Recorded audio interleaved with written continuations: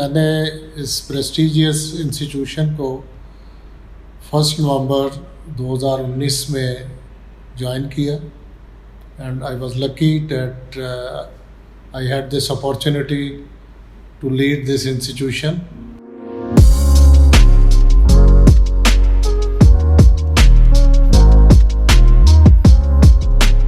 یہ آئیڈیا وہاں سے سٹارٹ ہوا کہ جو ہم ٹریننگ دیں لوگوں کو تو ان کو ساتھ سرٹیفکیشن بھی ہم ڈاکٹر غلام مصطفیٰ حبیب اللہ صاحب کی جدوجہد تھی اس میں. بروز منگل 10 ستمبر 2002 کو یونیورسٹی آف ایجوکیشن کا آرڈیننس پاس ہوا. میں اس فائٹ میں تھا یعنی کہ ڈی ایس ٹی میں تھے اور ڈی ایس ٹی یعنی کہ fight to D S T وہاں پر جو فیکلٹی بیٹھی ہوئی تھی میں سمجھتا ہوں کہ انہوں نے وین گارڈ کا رول ادا کیا ہے یونیورسٹی ایجوکیشن کی اٹھانے. میں وہاں پر نومبر کے آخر میں 2006 میں گئی تھی اور 2007 جولائی تک ہمیں اوکاڑا کیمپس کی تعمیر کے لیے جو ڈیولپمنٹ فنڈز ہیں تقریباً 500 ملین وہ ہمیں مل گئے. کہ جب میں اس یونیورسٹی میں وائس چانسلر اپوائنٹ کر کے بھیجا گیا تو دی university was without a vice chancellor for about may be 6 months. تو اس دوران میں چیزیں کافی پائل اپ ہونی شروع ہو گئی تھیں. کافی سارا کام جو تھا آفیشیل ورک وہ بھی پائل اپ ہو گیا تھا. مجھے بجٹ کو اور پیسے کو اسٹریم لائن کرنے کی ضرورت تھی. ہمارے پاس اتنی مہارتیں نہیں تھیں تو لوگوں کی ہم نے تربیت کی.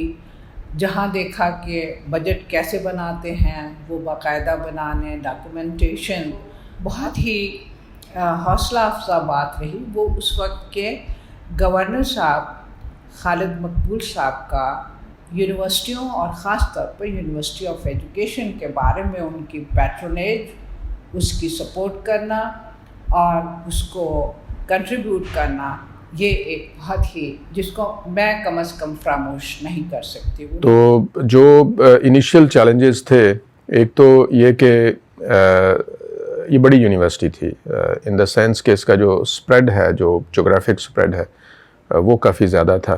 یہ ایک پروجیکٹ تھا یو ایس ایڈ کا پریسٹپ.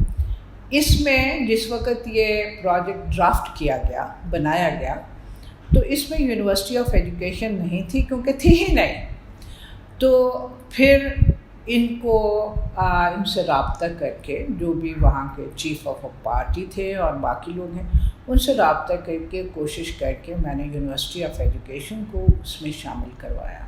اور اب جو آپ ٹاؤن شپ میں ایجوکیشن ڈویژن کی بلڈنگ دیکھتے ہیں وہ اسی کا نتیجہ ہے. یہ فنڈز جو تھے وہ میڈم منور مرزا والے 2 بلین سے ان میں سے ان ایڈیشن ٹو دیٹ ہمیں یہ مل گئے تو ہم نے یہ وہاں پہ بنا دیا. ٹیکنالوجی ڈپلائی کی جائے computer based management system deploy کیا جائے جو کہ ہم نے بہت شروع میں اس پہ کام شروع کر دیا اور ارلی 2016 میں ہم اس کو ڈپلائی کرنے میں کامیاب ہو گئے. Labs were renovated up graded computers labs were made functional and up graded and special education labs were developed and equipped and other research facilities like central library and other resource centers were established.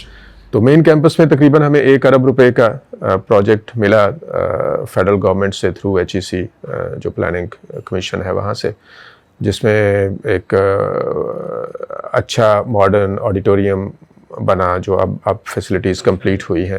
تو میں سمجھتا ہوں کہ میرا اگر اس university کو کوئی فائدہ ہوا ہے وہ یہی ہے کہ میں نے جو انفراسٹرکچر تھا جس میں خاص طور پہ بلڈنگ اور روڈ اور گیٹس پانی کی ٹینکیاں ہم نے 3-4 بنائی اور یہ جو تھا یہ اگر کوئی کنٹریبیوشن کہی جا سکتی ہے تو اس کو میں کہہ سکتا ہوں کہ ہاں جی ہے. میرے سے پہلے والے وائس چانسلرز نے اپنے طور پہ بہت ایفرٹس کی اور ایک اچھا انسٹیٹیوشن مجھے ملا. I mean in many aspects it was a good institution.